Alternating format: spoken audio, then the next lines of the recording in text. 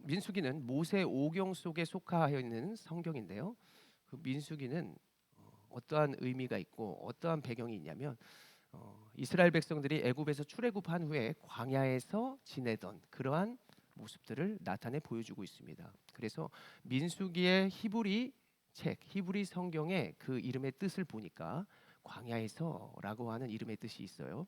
그것처럼 애굽에서 구원을 입고 이제 그들이 광야에서 살아가는 그 모습이 나타나고 있는 것이 우리가 볼 민수기의 성경이라고 합니다.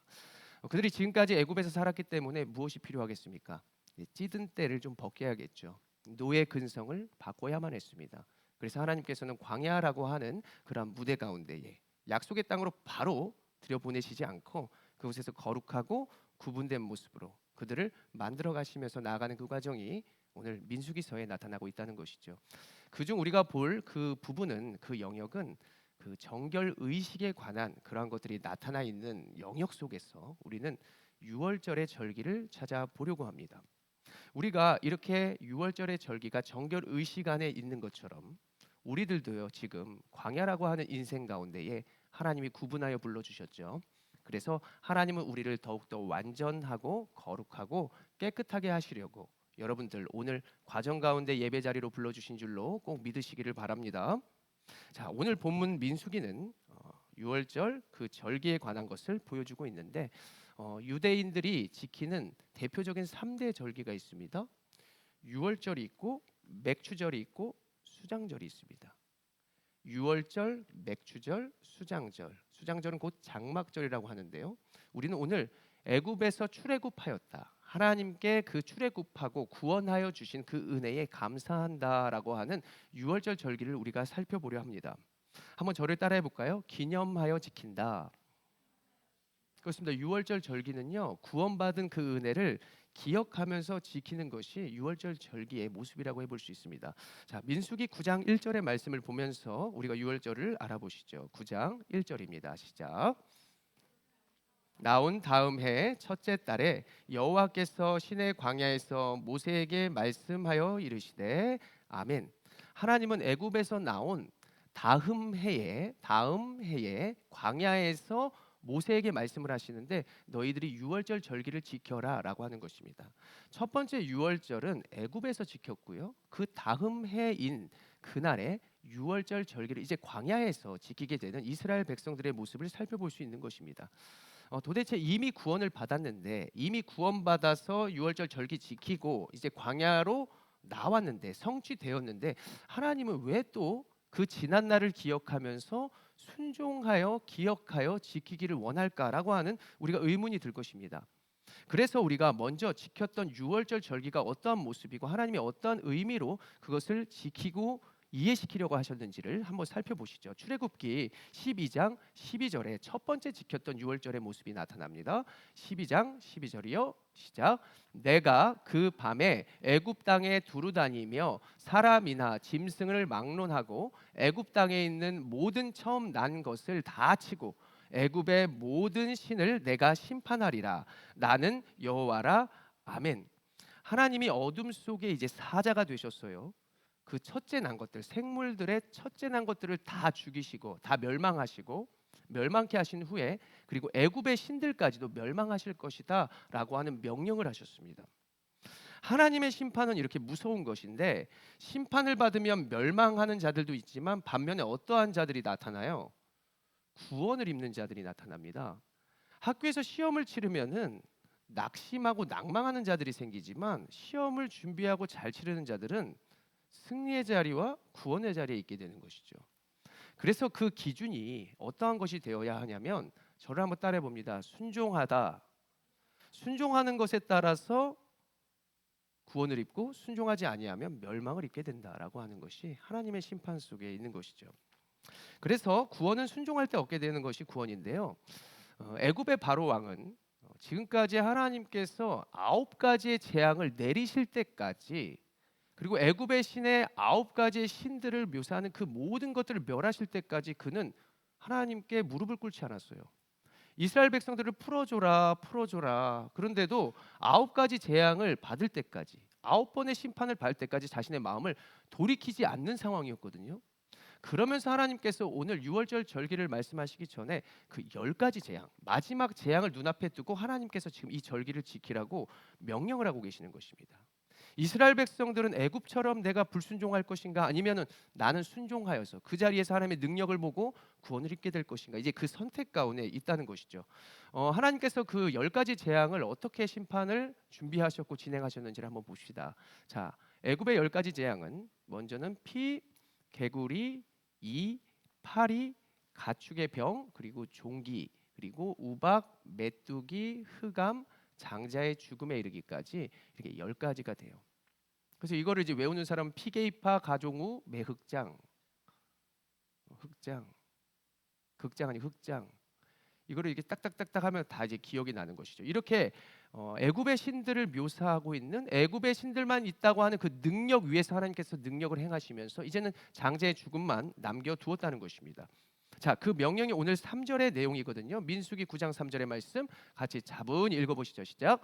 그 정한 기일 곧 이달 14째 날 해 질 때에 너희는 그것을 지키되 그 모든 율례와 그 모든 규례대로 지킬지니라. 아멘. 그 모든 율례와 규례가 이미 있었다는 거예요. 그러니까 지난날에 하나님이 정하신 원칙이 있었는데 그 지난날의 원칙대로 너희는 지켜야 한다. 그 지난날의 원칙은 니산월, 아비벌이라고 하는 1월이 있어요. 유대력으로 그 1월 14째 14일 되는 해 해질녘에, 그러니까 해가 질 이제 무렵에 이들은 그것을 준비하여서 이제 밤에 지키면서 나아갔어야 하는 것입니다. 자, 그들은 어떤 규례와 규칙대로 순종하였을까요? 첫 번째로는요, 흠없는 어린 양을 취하는 것이었습니다. 따라해 봅니다. 흠없는 어린 양을 취하라. 그렇습니다. 순한, 어린, 그리고 흠없는 그 수컷의 어린 양을 취하는 것인데, 만약에 내가 형편이 안 돼서 어린 양을 구분하여 내가 취하지 못한다면은 하나님께서는 그냥 양이나 아니면 염소를 그들에게 허락했습니다.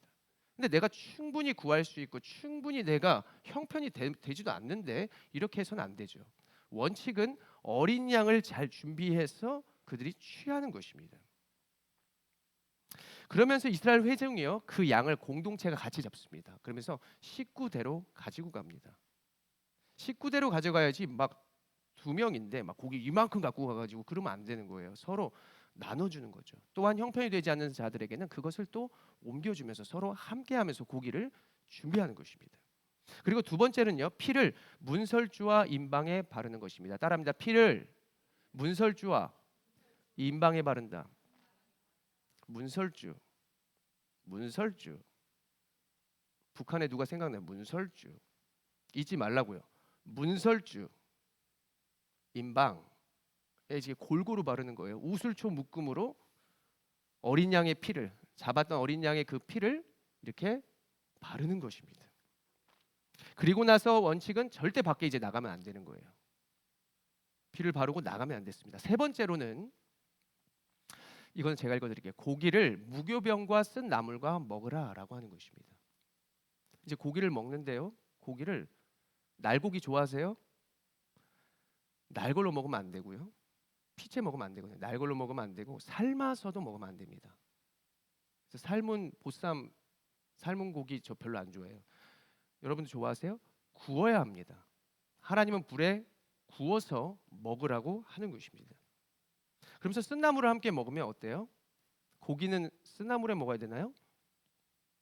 왜 쓴나물을 먹게 하셨을까? 그 다 뜻이 있는 거예요.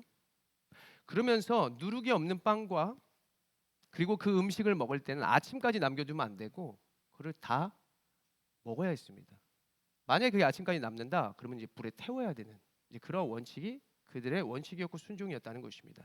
이스라엘은 이 모든 것을 어떤 마음과 행동으로 임했을까요? 출애굽기 12장 11절의 말씀 같이 읽어봅시다. 시작.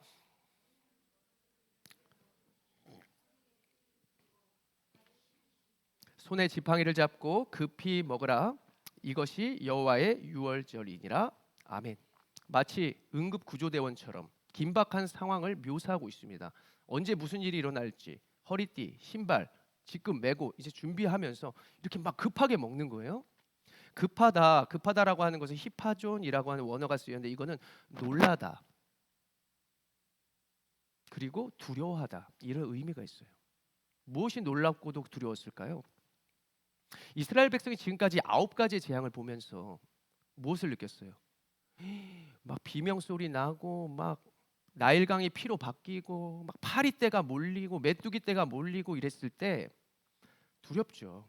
한 번도 보지 못한 광경을. 그러면서도 어때요? 놀랍죠. 하나님의 능력을 바라보면서 두렵기도 하고 놀랍기도 하는 것입니다. 하나님의 능력은 이렇게 경이로운 것이구나. 하나님 화나시면 정말로 화나시는 심판의 하나님이시구나. 이것을 경험하면서 그들이 숨죽이고 집안에 있었다는 것입니다. 그러면서 두렵게 이렇게 먹고 있는 것인데요.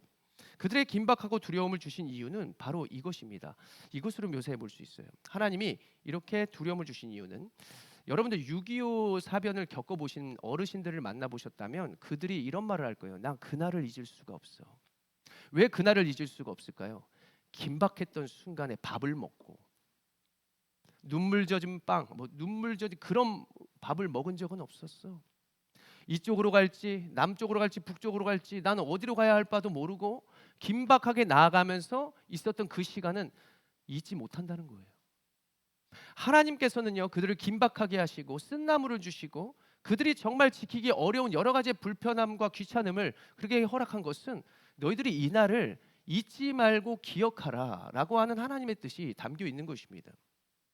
출애굽기 12장 13절의 말씀을 보십시오. 읽겠습니다. 시작. 내가 애굽 땅을 칠 때에 그 피가 너희가 사는 집에 있어서 너희를 위하여 표적이 될지라. 내가 피를 볼 때에 너희를 넘어가리니 재앙이 너희에게 내려 멸하지 아니하리라. 아멘. 이것을 기억해야 한다는 거예요. 하나님이 구원의 표적이 되어 준다는 것입니다. 순종하여 바른 어린 양의 피가 있으면 넘어간 것을 기억하라. 넘어가다, 6월절이 영어로 패스오버, 파스카, 그리스어로 파스카, 패스오버. 그냥 넘어가 주는 거예요. 너 내 핏줄이니까 넘어가 주는 거야. 부모님이 다 알고 있는데 넘어가 주는 거예요. 넘어가 주는 거. 구원을 입은 백성은 훗날 알아요. 하나님이 나 정말 연약한데 그냥 넘어가 주셨어. 나를 참아 주시고 내가 자격이 없음에도 하나님은 살려 주셨어. 구원의 자리로 인도하여 주셨어. 이것이 그들 마음에 있는 것이거든요. 하나님이 그 피가 바라져 있으면 덮어주셨어요. 어린 시절에요, 부모님이 상처가 나면 막 약을 잘 때 발라주는 거예요. 잘못을 해도 다 알고 계시는데도 넘어가 주시는 거예요. 그래서 우리가 주님의 사랑이 충만하면 우리의 가족들에게도 때로는 화를 내고 싶어도 넘어가지는 것이죠. 참는 것이죠. 그것이 주님께서 보여주신 그 사랑. 하나님께서 이것을 기억하라는 거예요. 너희가 무슨 자격이 있고 잘나고 어때서, 무엇이 나에게 대단해서 너희를 살려주고 구원을 해주신 것이 아니라, 너희는 자격 없지만 하나님의 은혜로 너희가 구원을 받았고 그리고 이 자리까지 오게 되었다는 것을 잊지 말고 기억하라고 하나님께서는 그들에게 표적을 주십니다. 이제 그들은 광야에 있습니다. 그렇다면 지난날에 하나님께 지켰던 그 순종, 이제 애굽이 아니고 노예가 아니니까 이제 자유함을 입었으니까 순종하기 쉬울까요? 지난날에 순종했단 말이에요. 지난날에 부모님께 순종했어요. 두려워서 막 재앙 가운데에. 근데 이제는 구원받아서 광야에 있어요. 하나님의 지금 이 명령을 다시 지키라고 하는데 쉬울까요? 저한테 군대 다시 제대해 입대해 이러면 저는 못 할 것 같습니다. 다시 지켜. 이 순종이요, 노예이고 힘들어도 지키는 게 어렵고요, 우리가 나음을 입고 그리고 회복의 자리에 있어도 지키기 힘든 거예요.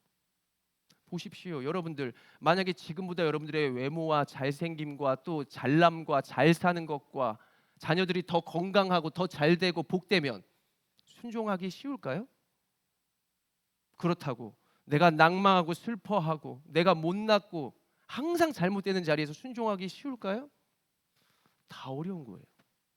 하나님은 모든 형편을 아시고 그 자리에서 우리가 얼마나 순종하는지를 바라보시고 얼마나 주님의 사랑을 기억하고 살아가는지가 하나님은 매우 궁금하시고 우리에게 그것을 더하여 주시기를 간절히 소원하는 것입니다.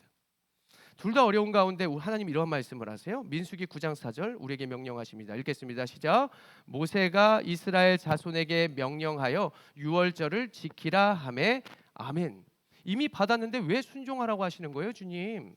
그 이유는 바로 여기에 있습니다. 첫 번째로 하나님의 구원에 은혜를 잊지 않도록 하기 위해서입니다. 따라해 봅니다. 하나님의 구원을 잊지 않도록 하기 위해서입니다. 자, 우리가 오늘 드리는 예배는요, 하나님께 영광 올려 드리는 것도 맞지만 우리가 구원의 확신 때문에 이 자리에서 예배하고 있는 것입니다. 내가 하나님의 자녀구나. 내가 아직 믿음이 부족하지만 하나님이 나 오늘 이 자리에 부르셨네. 다양한 사람들도 이 자리에 있네. 그러면서 내가 생각하는 것은 나도 할 수 있구나. 그러면서 또 누군가는 나의 모범이 돼요. 저렇게 하는 것이구나. 그러면서 내가 어우러지면서 내 것을 찾는 거예요. 나의 신앙을 찾고 내가 어떻게 해야 할지의 믿음의 분량을 깨달았고, 그리고 그 모습에서 하나님과 내가 어떻게 살아갈까라고 하는 것이 생각이 되어지는 것이 바로 예배 자리라고 하는 것입니다. 이것이 왜 중요합니까? 살다 보면은 우리가 나의 생각이 커지기 때문이에요. 내가 내 지식이 있기 때문이에요. 부모가 있는데 내 지식으로 부모를 바라봤을 때는 형편없어요. 우리 어머니 옷도 제대로 못 입었어요. 왜 나를 찾으러 학교까지 오는데 왜 저렇게 입는 거야? 나는 부모의 사랑을 몰랐고 부모의 방법을 몰랐어요.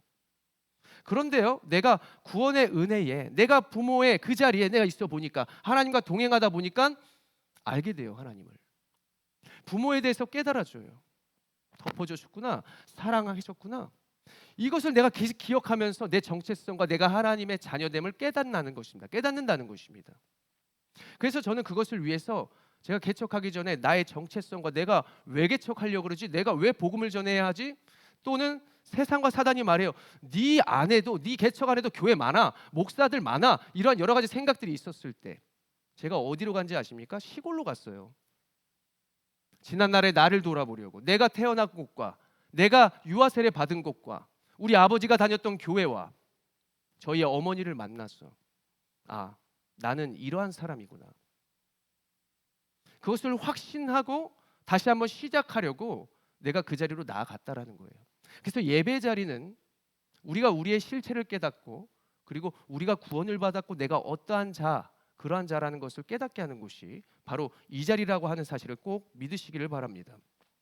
세상은 눈에 보이는데 왜 하나님은 눈에 보이지 않을까? 여러분들 이런 생각 해보신 적 없으신가요? 왜 그럴까? 하나님이 눈에 딱 보이면 내가 진짜 잘 믿을 텐데, 그렇잖아요.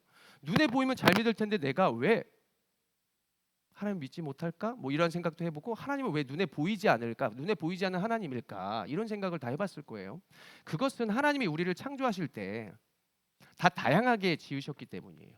문화와 모습과 성격과 수준의 차이가 달라요.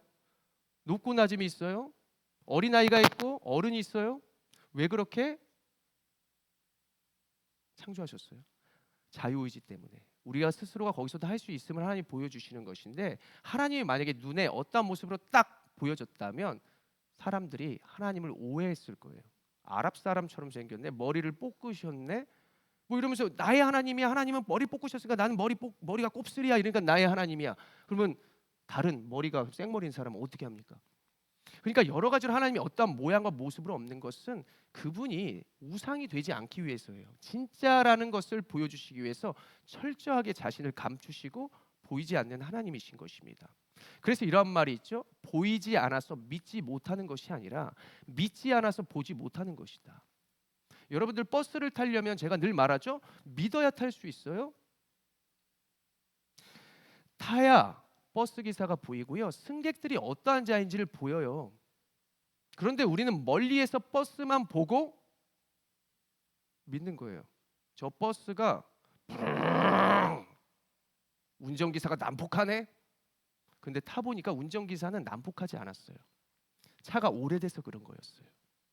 우리가 보지 않아서 믿지 못하는 것이 아니라 믿지 않아서 보지 못하는 것들이 얼마나 많은지 모릅니다. 다 나의 사고, 세상에서 오는 관념, 이 모든 것들이요, 진짜 주님을 믿지 못하게 하는 경우가 많이 있는 것이죠. 그래서 믿음은 보지도 알지도 못하는 실체를 확신하며 나아가는 것이다라고 하는 말이 있죠. 그래서 저는 하나님이 구원해 주신 그 구원의 사랑과 은혜를 여러분들이 잊지 않고 살아간다면 여러분들의 믿음은 세상에서 결코 흔들리지 않을 것을 믿습니다. 믿으시면 아멘. 네. 두 번째로 하나님께만 순종하도록 하나님은 절기를 지키라 하신 것입니다. 따라해 봅니다. 하나님께만 순종하도록. 그렇습니다. 우리가 이 세상을 살아보면 나도 모르는 사이에 얼마나 세상을 많이 따르고 세상의 모습이 내 몸에 배어 있는지 몰라요. 그런데 하나님의 말씀이 이제 그러한 삶에서 순종하라, 말씀을 들으라, 이렇게 착하게 살아라, 선하게 살아라 하면은 왜 잘 안 될까? 이게 세상의 생각과 세상의 모습들이 이렇게 좀 여러 가지가 적응이 많이 되고 또 그렇게 열심히 살다 보니까 이게 순종하기 어려운 것이거든요. 그래서 우리가 세상과 대조적인 것이 하나님이시다. 그래서 저는 거룩한 저항이 우리의 삶에 좀 필요했으면 좋겠다라는 말씀을 드리고 싶습니다. 거룩한 저항이란 게 뭐냐면 내가 화가 날 때 화를 내지 않는 거예요. 그리고 세상의 말에 따랐던 내가 하나님의 말씀에 따라 보는 것이죠. 그게 거룩한 저항이라는 거예요. 가끔 우리가 금식할 때 있잖아요. 거룩한 저항. 하나님의 영광 위해서 금식할 수 있고요. 내가 때로는 절제할 수 있어요. 잠을 절제할 수 있고요. 내가 더 먹을 수 있지만 절제할 수 있어요.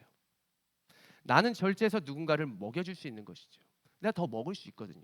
근데 진짜 삶에 멋있는 사람은 내가 할 수 있는데도 하지 않고 남을 배려하고 내가 먹을 수 있는데도 남들에게 그 먹을 것을 나누어 주는 그런 삶이 너무나 멋있는 삶인 것 같아요.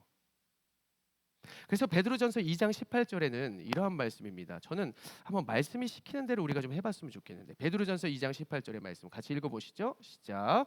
사환들아 범사에 두려워함으로 주인들에게 순종하되 선하고 관용하는 자들에게만 아니라 또한 까다로운 자에게도 그리하라.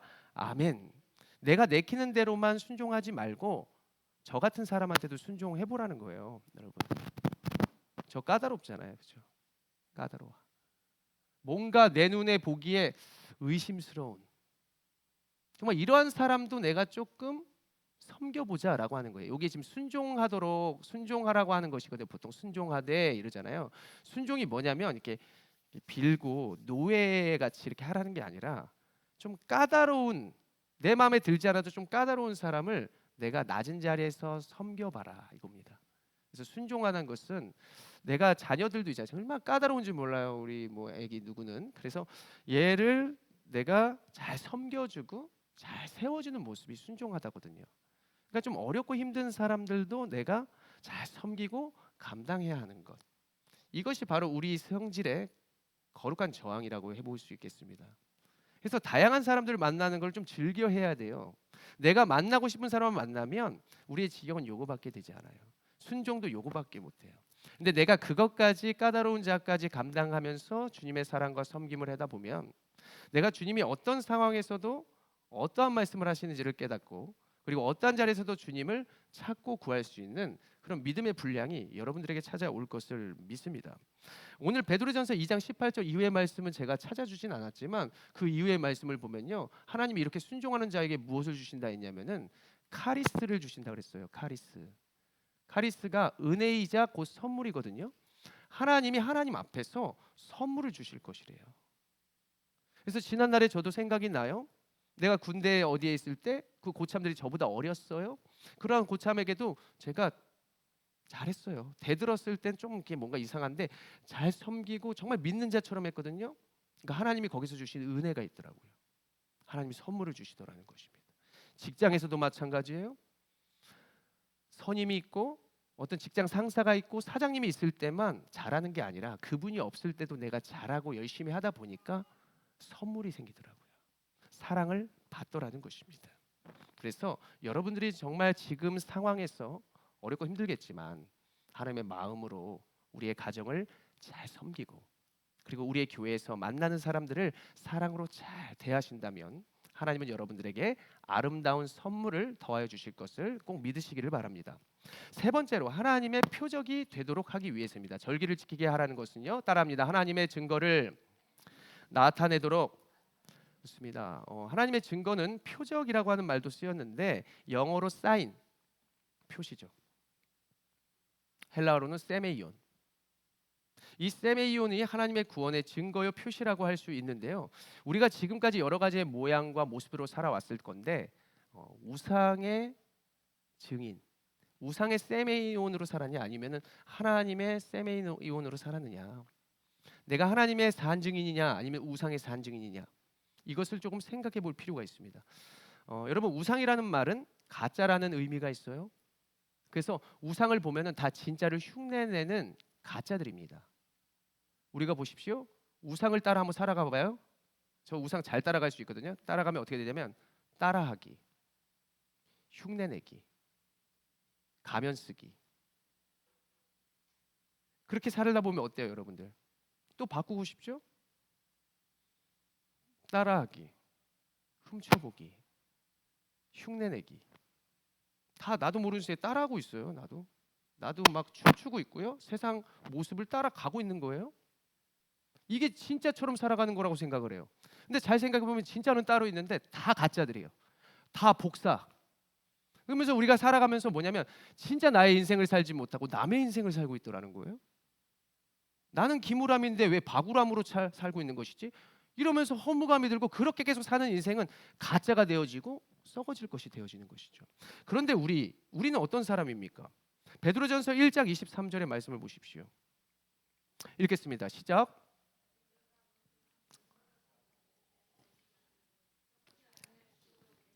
살아있고 항상 있는 하나님의 말씀으로 되었느니라. 아멘. 우리는 하나님의 말씀으로 시작했대요. 우리는 하나님의 살아있는 말씀으로 시작한 인생이래요. 그런데 우리는 썩어질 것으로 나아가면 가짜죠. 하나님 말씀 앞에 서야 진짜가 되죠. 나다운 것을 찾기 위하여 고향 땅을 밟았다. 내가 여기 출신이고, 내가 이런 부모에게 나왔고, 나의 형제들은 이러한 사람이고, 그러면서 나를 알게 되는 것이죠. 그래서 우리가 우리 부모를 볼 때 나를 보게 돼요. 거울을 볼 때 나를 발견해요. 우리 형제들을 볼 때 진짜 나를 알게 돼요. 우리의 자녀들을 볼 때 내가 보여요. 그렇지 않나요? 세상으로 갔을 때는 진짜 나를 모르지만 하나님 말씀 앞에, 내가 하나님의 말씀으로 나왔고 하나님에게서 나왔기 때문에 하나님 말씀 앞에 서면 정확히 내가 보여요. 그러니까 부끄럽죠, 때로는. 근데 말씀드리고 싶어요. 세상 앞에서 부끄러운 것은 여러분들 감추고 싶은 거 저도 다 알아요. 하나님 앞에서 부끄러운 것은 여러분들 당당하게 부끄러워도 됩니다. 하나님이 감싸주실 것이고요, 옷을 입혀주실 것이고요, 우리가 진짜 나를 발견하는 것이 중요해요. 때로는 그래서 불편함을 돌파해요. 거룩한 저항으로 나아갑니다. 진짜 나를 찾기 위해서. 거기에서 시작해야 정말 빠른 인생을 걸어갈 수 있는 것이지, 계속해서 가짜와 가짜를 더하는 내 인생의 모습과 내 직장의 모습은 점점 더 나를 성공과 축복에서 멀게 할 것입니다. 그래서 지금도 늦지 않았다. 너희가 유월절 절기를 지켜라. 기념하는 곳으로 나아가라. 그래서 너 자신을 빨리 깨달아 알아라. 그래서 우리는 나의 시작인 하나님의 말씀으로 진짜 나를 찾게 된다는 사실을 여러분들 꼭 믿으시기를 바랍니다. 세상이 어두워지고 할 수 없는 인생이 계속되어진다면 그건 여러분들의 사명이 있는 것입니다. 진짜 빛이 없기 때문에 계속 어두워지는 거예요. 그래서 우리가 그냥 나아가면 작은 빛을 비추어도 환하게 비칠 수 있는 그러한 시대가 온 것입니다. 그런데도 아직까지 우리는 미뤄요. 나 같은 사람이 뭘 할 수 있겠어? 내 빛은 이만큼밖에 안 되는데 내가 뭘 비칠 수 있겠어? 해보지도 않고 우리가 그렇게 믿어버리는 것이죠. 한번 잘 생각해 보면 내가 무엇 때문에 미루고 있을까? 가짜들 때문에 미루고 있는 거 아니에요? 진짜만 믿으면요, 내가 할 수 있다는 용기가 생기고요, 나와 함께하는 자가 누구인지가 깨달아지는 거예요. 그러면서 내가 작지만 이렇게 섬기고 작지만 비추면서 하나님의 세메이온의 도구가 되는 것이죠. 하나님의 표시를 나타내는 거예요. 내가 가정에서 막 또 똑같은 모습이 아니라 진짜 좀 변화되는 거죠. 처음에 그래요. 당신 안 그러던 사람이 왜 그래? 그 불편함과 부끄러움을 뚫으라니까요. 제가 그랬잖아요. 누구랑 막 어색하고 막 누구가 막 미우면 그냥 끌어안는다고요. 끌어안아 버리는 거라고요. 입 딱 닫고 끌어안는 거라고요. 그냥 사랑한다 이러면서 끌어안는 거예요. 그때 표시가 나타나요. 믿는 사람은 화나도 참네. 어둡지만 빛을 발치기 위해서 계속 부싯돌을 이렇게 하네. 그 노력을 하나님이 보시고 우리에게 힘이 되어 주시는 것이죠. 은혜를 주시고 여러분들에게 없던 선물을 주시는 것입니다. 민수기 9장 5절의 말씀, 이들이 하나님의 이러한 말씀을 듣고 어떻게 하였습니까? 민수기 9장 5절 읽겠습니다. 시작. 그들이 첫째 달 14째 날 해 질 때에 시내 광야에서 유월절을 지켰으되 이스라엘 자손이 여호와께서 모세에게 명령하신 것을 다 따라 행하였더라. 아멘. 사랑하는 여러분, 오늘 하나님께서 주시는 말씀은 옆 사람에게 주시는 말씀이 아니라 여러분들에게 주시는 말씀이에요. 믿으세요? 왜 우리의 삶에 이렇게 적용과 실천이 되지 않을까? 왜 이렇게 미룰까? 이걸 그냥 세상처럼 스킵하고 쇼츠처럼 그냥 대충 하고 이렇게 뭔가 하나를 해도 조금 제대로 실천을 해보지 못하는 우리의 인생의 분주함 때문이 아닐까. 그래서 하나님이 말씀하시는 것은요, 하나님이 삶 가운데 분명히 필요하기 때문에 우리에게 그 말씀을 하시는 것이고요. 여러분들 세상에 흉내내고 가짜된 세상에 살기 때문에 진짜 조금 부끄러워도 여러분들에게 필요한 말씀을 지금 여러분들에게 주입시켜 주시는 것이거든요. 그래서 오늘 나에게 주신 그 말씀 가운데 하나님이 말씀하신 건 뭐예요? 이미 얻은 구원, 이 자리를 계속해서 기억하고 지키고 그리고 기념하며 살아가야 한다. 내가 구원받았으니까 여기 있지. 내가 구원받았는데 지금 이런 삶이면 뭐 어때? 하나님이 나와 함께 하시는데. 안 되는 지역 하나님과 함께 하라는 거구나. 되는 곳 하나님께 더 큰 목소리로 찬송 올려드리라는 것이구나. 이 이미 얻은 구원으로 말미암아 담대하게 인생을 살아가신 여러분들이 되시기를 원합니다. 두 번째로 나에게 허락하신 것에 순종으로, 섬김으로, 낮아짐으로 하나님의 카리스, 그 은혜의 선물을 취하시는 여러분들이 되시기를 또한 원합니다. 마지막으로 우리가 광야라 할지라도 하나님의 말씀을 따라서 진짜 표적을 나타내었으면 좋겠어요. 광야라 할지라도 내가 하나님을 찬양하며 그리고 그러한 표적이 나타낼 때 하나님의 사람들이 나를 통하여 더욱더 하나님을 바라볼 수 있는 그러한 영광의 도구들이 여러분들이 되었어요. 여러분들의 자신은 물론이요, 여러분들의 가정과 주의 교회 공동체가 하나님께 영광 올려드리고 여러분들의 삶이 더 갑절의 복을 취하고 누리며 살아갈 수 있는 여러분들의 귀한 인생이 되어지시기를 간절히 축원합니다. 기도하겠습니다.